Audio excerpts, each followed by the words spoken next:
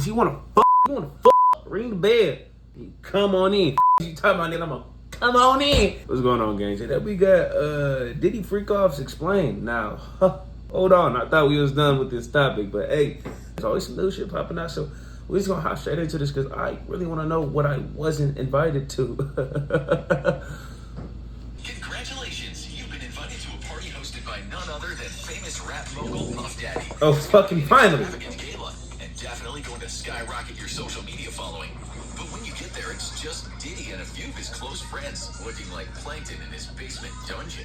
And you're being told to take a bottle of lube to a private room to prepare yourself, all while Diddy licks his lips and looks at you, whispering to himself, I was in one bedroom, dreaming of a million. Now I'm in beach houses, cream to the ceiling. As you're about to find out, one of Puff Daddy's most famous lyrics could have been quite literal. 1,000 bottles of lube, enough to fill a very large aquarium. This was the shocking discovery inside of one of Puff Daddy's homes after a federal search warrant was executed against him. And that's such a freaky ass thing to come across. By some of your favorite celebrities and what Diddy called freak-off parties. Try to picture 1,000 bottles of lubricant. Odds are you're not picturing enough. At 12 fluid ounces each, Diddy's freak-out lube stash would be almost enough to completely fill a 100-gallon fish tank. So why did Diddy need enough lube to create a slip and slide that could stretch across the entire length of a movie theater, from the lobby to the front screen? And we mean that literally. 1,000 12-ounce bottles equals about 93 gallons. 12 ounces, nigga? Slip and slide 6 feet wide and around 630 feet long with 1 millimeter of personal lubricant, or a total surface area of almost 350 meters. These niggas did too much fucking math. Slide in the front door on a cushion of sex lube, whiz by the concession stand for your popcorn and soda, and then slide into your front row seats right by the big screen. And what's playing in Diddy's theater? Well, one of his personal home movies, but more on that soon. Yeah, why did they do so much research on this movie theater lube extravaganza? What? This nigga had a slip and slide full of baby oil. You coming out looking like a greased chicken nugget. First, let's talk about enough lube to drown an elephant seal. Americans buying in bulk, as we know, and there's a Costco right down the street. These are actual statements from P. Diddy's lawyer in response to the discovery of 1,000 bottles of lubricant and baby oil at Diddy's home. While it is true that Americans enjoy bargain shopping from big box stores, most Americans also don't need enough lubricant to fully insert a Minuteman intercontinental ballistic missile into a missile silo. Yeah, that is a little nervous because this is their first time.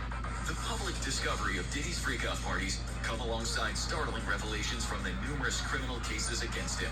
In 2023, Sean John Combs, a.k.a. P. Diddy, a.k.a. Diddy, a.k.a. Puff Daddy, a.k.a. Lube Daddy, a.k.a. P. Slip and Slide, a.k.a. Federal Defendant Number 1, saw his entire career unwind with allegations that he had abused and exploited former girlfriend Cassandra Ventura, also known as Cassie. Oh, we seen that shit. 7 years old, and she brother loves his brother. when they first Brother hit a bitch. quickly making her financially and career dependent on him. At these freak-off parties, it's alleged that he forced Cassie to perform acts on others against her will. The case would be settled out of court without the terms of the settlement being publicly revealed. However, it's likely that this included a very large financial compensation. Hold on. There's no word on compensation for Diddy blowing up Kid Cudi's car after he became enraged to discover that Cudi had been dating Cassie. Given What? how much lube Diddy had on hand, getting his car blown up was the least of Cudi's worries. But Cassie's lawsuit was the tip of the iceberg, because Puff Daddy, aka Lube Master 3000, was already facing several other cases for exactly the same type of behavior. Oh, brother. Front and center of these allegations were P. Baby Oil Diddy's freak-off parties, for both legal reasons and to protect their reputations. It has become incredibly difficult to get solid details on what exactly went on at these freak-off parties from those who attended. But it doesn't take much imagination when there are literally 1,000 bottles of lube and baby oil involved. Odds are, with that much lubricant to make things nice and slippery, Diddy and his guests were not hosting a chess club. Some leaks have emerged, though, painting a sordid picture of Combs' freak-off parties. Allegedly, they involved multi-day-long marathons of physical debauchery, with P. Diddy, aka Slip Daddy, flying in sex workers specifically for the events. That particular allegation seems to have some basis in reality, as amongst the many charges Diddy seems unable to slip out of are sex trafficking across state lines, for which he is being prosecuted under the infamous Mann Act. Allegedly, Diddy's flesh fests would begin after his famous white parties, which would attract major celebrities such as Leonardo DiCaprio and Mariah Carey. However, why do they always bring up this nigga Leonardo DiCaprio? Every time somebody talks about these niggas' party, it always leads with Leonardo DiCaprio. Now, another thing. You couldn't keep none of this shit on the rap. Why don't you just send out flyers, my nigga? Post the shit. Why go through the extent where now they're labeling it as sex trafficking? What? Then you can invite some hoes from the neighborhood? After the A-listers left, Diddy would put on a completely different show for a select group of friends. Oh. Michael Kaplan of the New York Post, who broke details on freak-offs, reported that Diddy would lure in women whom he was personally managing or had met at various adult clubs, along with sex workers. Using either drugs, money, or power over their career, Diddy forced the women to participate. Afterwards, to ensure their silence, he would use video footage taken at the events as blackmail leverage or simply threaten to ruin their career. But freak-offs had other surprises of their own. According to a well-placed drug dealer who was invited to one of these events, male rappers would engage in acts with each other as well, including some very high-profile and well-known talent whose names have not come to the spotlight yet. However, for any fan of the Boondocks, this type of behavior has long been an open secret amongst the hip-hop community. Heavy security would ensure complete privacy. And hold on.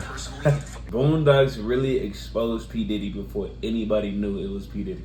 We all remember the scene, bro. Do the homie, do the homie, do the homie. He been knew about you, nigga. Gangstalicious, fruity ass. Gangstalicious, Puff Daddy, it all sounds the same. Bike homes were allowed to enter. Threats of violence, drug addiction, and blackmail were all used to ensure complete secrecy, as well as a healthy amount of payouts for at least some individuals, such as Cassie.